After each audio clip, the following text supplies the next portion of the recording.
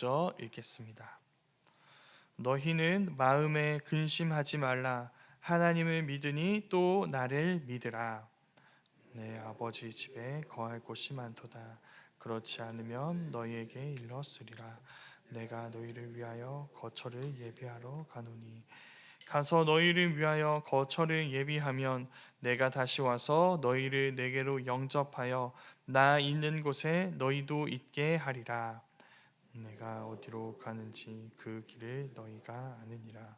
도마가 이르되 주여 주께서 어디로 가시는지 우리가 알지 못하거늘 그 길을 어찌 알겠사옵나이까. 예수께서 이르시되 내가 곧 길이요 진리요 생명이니 나로 말미암지 않고는 아버지께로 올 자가 없느니라. 너희가 나를 알았더라면 내 아버지도 알았으리로다. 이제부터는 너희가 그를 알았고 또 보았느니라. 빌립이 이르되 주여 아버지를 우리에게 보여주옵소서. 그리하면 족하겠나이다. 예수께서 이르시되 빌립아 내가 이렇게 오래 너희와 함께 있으되 네가 나를 알지 못하느냐. 나를 본 자는 아버지를 보았거늘 어찌하여 아버지를 보이라 하느냐. 내가 아버지 안에 거하고 아버지는 내 안에 계신 것을 너희가 알지 아니하느냐. 내가 너희에게 이르는 말은 스스로 하는 것이 아니라 아버지께서 내 안에 계셔서 그의 일을 하시는 것이라. 내가 아버지 안에 거하고 아버지께서 내 안에 계심을 믿으라. 그렇지 못하겠거든 행하는 그 일로 말미암아 나를 믿으라. 진실로 진실로 내게 이르노니 나를 믿는 자는 내가 하는 일을 그도 할 것이요 또한 그보다 큰 일도 하리니 이는 내가 아버지께로 가리라. 너희가 내 이름으로 무엇을 구하든지 내가 행하리니 이는 아버지로 하여금 아들로 말미암아 영광을 받으시게 하려 함이라. 내 이름으로 무엇이든지 내게 구하며 내가 행하리라. 아멘. 살아계신 하나님의 말씀입니다. 오늘 말씀은 예수님이 죽으시기 전날 밤 제자들과의 식사 자리에서 마지막으로 남기신 말씀 중 하나입니다. 예수님의 죽음은 제자들에게 그렇게 낯선 얘기는 아니었습니다. 예수님은 이미 몇 차례나 반복해서 구체적으로 자신이 예루살렘에서 어떠한 죽음을 당하게 될 것인지를 말씀하셨습니다. 근데 그때마다 제자들이 보였던 모습, 일관된 모습은 바로 회피입니다. 제자들이 꿈꾸고 기대하는 그런 출세하는 그림 중에 예수님의 죽음은 존재하지 않았습니다. 그런데 죽음이 자꾸 그 그림 안으로 들어오려고 할 때마다 제자들은 귀를 닫았고 눈을 감았고 생각을 멈췄습니다. 그러나 더 이상 그럴 수 없습니다. 내일이 바로 그 죽음의 날이기 때문이죠. 이 식사가 그 죽음을 앞둔 마지막 식사, 마지막 만찬이라고 합니다. 그때 요한복음은 굉장히 그때 예수님이 남긴 긴 이야기를 우리에게 들려주는데 그 첫 번째는 바로 세족식이었습니다. 예수님 갑자기 자리에서 일어나시더니 겉옷을 벗으시고 허리에 수건을 두르신 뒤 제자들의 발을 닦아주십니다. 다 그 일이 마치고 괴로워하시며 예수님은 너희 중 하나가 나를 팔 거라고 예언하십니다. 그리고 이후 그 예언의 주인공인 유다는 예수님이 떼어오신 떡을 받고 나가 자신의 계획을 실행하기 위해 그 자리를 떠납니다. 그리고 예수님의 본격적인 말씀이 시작됩니다. 그러니까 이 말씀들만큼은 좀 더 엄밀한 의미에서 예수님의 진정한 제자들에게만 주어진 말씀입니다. 제자 명단에는 있었지만 진정한 제자는 아니었던 유다와 그와 같은 불신자들은 사실 이 말씀의 대상이 아닌 것이죠. 이 말씀은 철저히 예수님의 제자들에게 주어진 말씀입니다. 그때 예수님이 그 제자들에게 말씀하시는 것이 두 가지가 있습니다. 첫 번째는 나는 곧 너희가 지금 올 수 없는 그 길을 향해 간다라는 말씀입니다. 두 번째 말씀이 더 유명합니다. 바로 내가 너희에게 새 계명을 준다. 어떤 것이죠? 너희가 서로 사랑하라. 네, 이 말씀입니다. 그게 너희가 내 제자라는 증거다라고 이야기하십니다. 그런데 이 두 번째 말씀이 제자들에게는, 특별히 베드로에게는 들어오지 않았습니다. 베드로가 이렇게 묻습니다. 왜 지금은 갈 수 없습니까? 저는 주를 위하여 목숨을 버릴 각오가 되어 있습니다. 그때 예수님이 또 예언을 하십니다. 오늘 밤 다 울기 전에 네가 온 3번 나를 부인할 것이다. 그때 베드로 기분이 어땠을까요? 이제 몇 시간 있다가 네가 날 모른다고 할 거야 라는 예수님의 말씀을 듣습니다. 제자들 분위기는 어떨까요? 초상집 분위기죠. 네. 그리고 이게 전혀 과장이 아닌 게 예수님이 곧 죽으실 것입니다. 제자들은 그 곁에 지키지 못할 것이며 더 나아가 예수님을 부인하고 팔아 넘기기까지 할 것입니다. 그들을 향해 예수님이 건네시는 말씀이 바로 오늘 말씀입니다. 1절 말씀에서 예수님이 이렇게 말씀하십니다. 너희는 마음에 근심하지 말라. 하나님을 믿으니 또 나를 믿으라. 제자들은 근심하고 있습니다. 그 근심의 원인에 대해 예수님이 뭐라고 말씀하시나요? 믿음 없음이라고 말씀하십니다. 여기서 믿음은 어떤 믿음일까요? 구체적으로 이런 것입니다. 제자들은 하나님이 우리를 내버려 두시거나 갑작스럽게 떠나시는 분이 아니라고 믿지 못합니다. 예수님이 하나님과 우리 사이를 회복하기 위해 오신 하나님의 아들이심을 믿지 못합니다. 그 일이 우리가 다 알지 못하는, 상상해 본 적 없는 십자가라는 하나님의 방법대로 이루어질 것임을 믿지 못합니다. 예수님은 제자들을 버리기 위해 지금 가시는 것이 아닙니다. 그들의 거처, 곧 그들과 영원히 함께할 장소를 준비하러 가시는 것이죠. 제자들은 그곳에 갈 수 없습니다. 그러나 예수님이 다시 그들을 찾아오셔서 그들을 영접해 주실 것입니다. 그때 그들도 예수님이 계신 곳에 함께 있게 될 것입니다. 여기에 예수님이 이렇게 덧붙이십니다. 내가 어디로 가는지 그 길을 너희가 안다. 바로 이때부터 예수님과 제자들의 문답이 시작됩니다. 제자들이 계속해서 예수님에게 질문합니다. 그리고 그 질문에 대해 예수님이 계속 답하십니다. 이게 무슨 말일까요? 약 3년 동안 제자들은 예수님과 함께 했습니다. 24시간 붙어서 예수님이 하시는 모든 말씀을 들었고 모든 일을 보았습니다. 이 복음서에 기록되지 않은 여러 수많은 기적들도 보았고 수많은 말씀들도 다 들었습니다. 그런데 예수님의 말씀을 모르는 것이죠.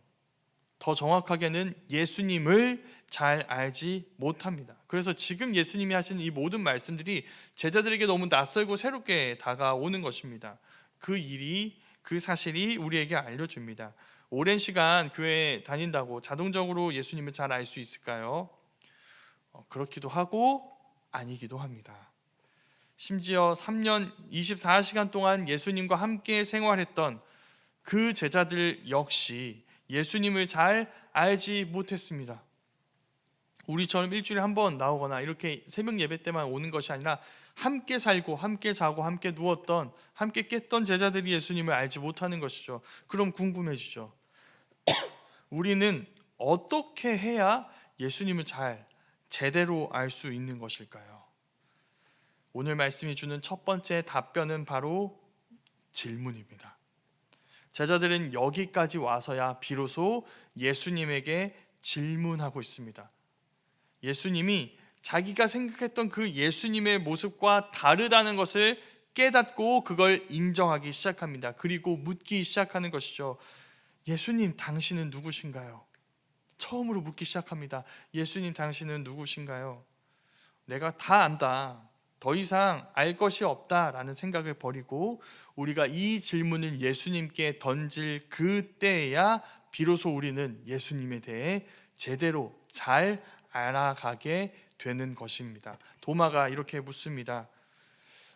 그 질문에 대해서 예수님이 이렇게 답하십니다.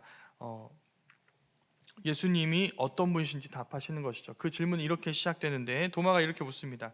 아니, 주께서 어디로 가시는지 저는 모릅니다.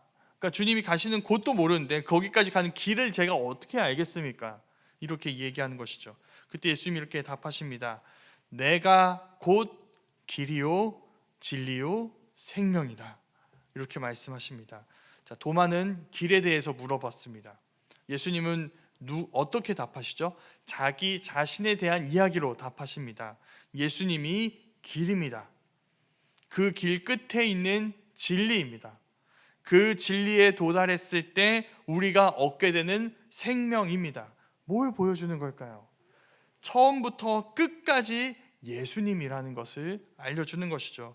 예수님은 우리가 걸어가게 될 모든 여정이 되십니다.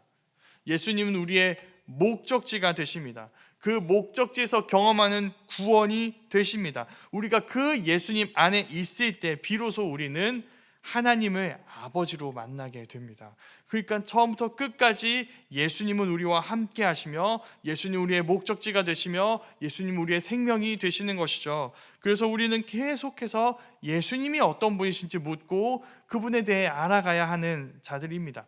그러자 빌립이 예수님에게 다시 질문을 던집니다. 예수님 안에서 우리가 예수님을 따라가야 아버지를 볼 수 있다는 것이군요.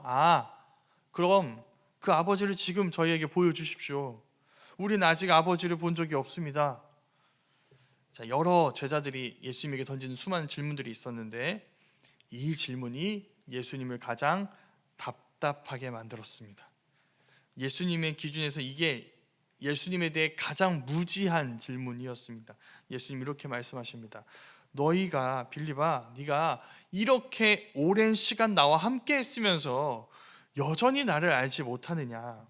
나를 본 자는 곧 아버지를 보았다. 내가 아버지 안에, 아버지가 내 안에 계신다. 아버지가 내 안에서 그분의 일을 행하고 계신다. 바로 이 관계, 아버지와 아들의 관계를 우리에게 주시기 위해 예수님이 우리를 찾아오신 것입니다.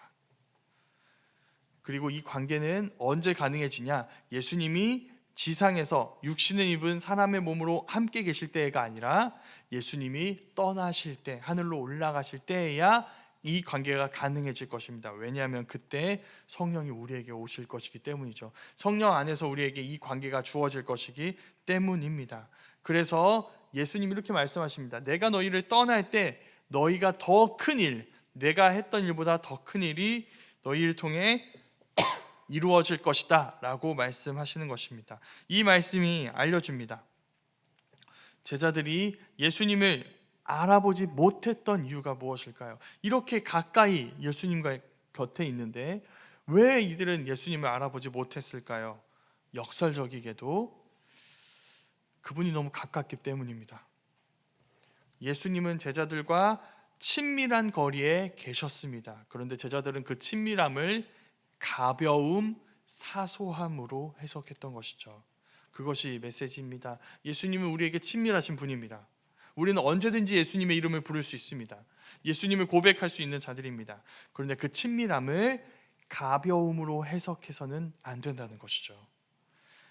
우리가 하나님과 맺은 관계, 그 관계를 주시기 위해 우리 곁에 오신 예수님은 그분의 생명을 내어주셨습니다. 예수님과 우리와의 거리가 이렇게 가까울 수 있었던 이유는 예수님이 그 모든 은혜의 희생을 감당하셨기 때문입니다. 그러니까 예수님과 우리와의 관계는 생명의 무게, 하나님의 아들의 생명의 무게만큼이나 무거운 관계가 되는 것이죠. 우리가 그것을 기억해야 예수님을 더 진지하게, 진실되게, 온전하게 바라볼 수 있는 것이죠. 빌립의 요구, 아버지를 우리에게 보여주십시오라는 이 요구는 사실 우리의 요구이기도 합니다. 우리는 하나님께 뭐라고 자주 기도하나요? 하나님이 뭔가 크고 화려한 것, 기적적이고 신비한 것들을 우리에게 보여주십시오라고 요구합니다. 그러나 하나님이 우리에게 자신을 보여주신 방법은 훨씬 더 인격적입니다. 바로 예수님입니다. 이미 그 예수님이 우리 안에 계시며 그때에만 가능한 고백, 공동체, 삶, 이야기, 기쁨, 또 슬픔이 우리의 믿음 안에 있습니다. 그래서 예수님이 답하셨던 것이죠. 내가 여기 있다. 나를 본 자는 아버지를 본 것이다. 너희는 이미 하나님을 보고 있다라고 말씀하신 것입니다. 그게 오늘 말씀의 결론입니다. 하나님을 보기 원하시나요? 그분과 가까워지기 원하시나요? 그럼 예수님을 믿으십시오.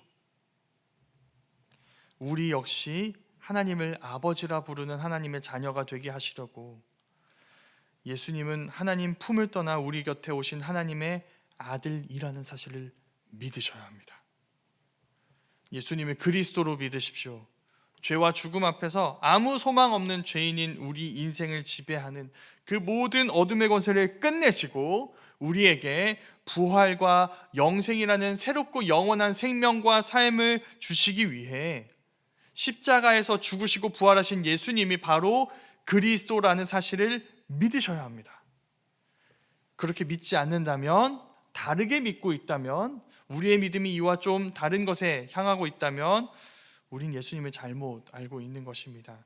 거기서 나와 이 두 가지 고백, 예수님이 하나님의 아들이시고 그분이 그리스도라는 사실을 믿기 시작할 때, 우리가 그 믿음 안에서 예수님을 바라보며 예수님을 알아가기 시작할 때 우린 예수님 안에서 비로소 하나님을 아버지라 부르며 우리가 이전에 알지 못했던 생명을 경험하고 삶을 누리며 하나님 나라가 무엇인지를 알아가게 될 것입니다. 그래서 우리는 우리 안에서 역사하시는 우리 아버지 하나님을 보게 될 것이며 그 하나님을 보여주는 자들이 될 것입니다. 오늘 말씀에서처럼 우리가 다 알고 있다고 생각했지만 그렇지 않은 우리 예수님에 대해 우리가 질문하기 시작했으면 좋겠습니다. 그 예수님을 향해 우리의 마음을 열고 귀를 열고 우리의 눈을 열어 그 예수님을 더 깊이 알아갈 수 있었으면 좋겠습니다. 그래서 우리의 생각과 다르신 예수님에게 당신은 누구신가요? 라고 물으면서 예수님이 진실로 길과 진리와 생명이 되시며 하나님의 아들 그리스도이시며 우리에게 아버지를 보여주는 하나님의 아들이심을 더 깊이 알아가고 경험해 갈 수 있는 우리의 삶이 되기를 간절히 소망합니다. 그 모든 것이 예수님이 우리에게 주신 새 계명, 우리가 서로를 사랑하는 그 사랑 가운데서 그 아름다운 공동체 가운데서 알아가고 경험해 갈 수 있게 되기를 주님의 이름으로 축원합니다. 아멘.